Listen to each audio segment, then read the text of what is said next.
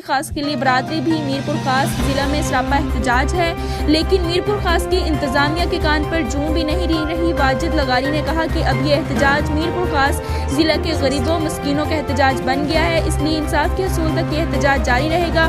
मीरपुर खास के सियासी समाजी रहनुमाओं समेत शहरियों से अपील की है कि वो मजलूम को इंसाफ दिलाने के लिए जारी किए गए एहतजाज में भरपूर शिरकत करके मजलूम को इंसाफ दिलाने में अपना हिस्सा डालें। इन्होंने वज़ीर आला सिंध सैयद मुराद अली शाह समेत तमाम स्टेक होल्डर्स को इस मामले पर नोटिस लेने और क्रिमिनल निग्लिजेंसी मुल्ज़मान से रिश्वत लेने में मुलव्विस अफसरान के खिलाफ कानूनी कार्रवाई करें।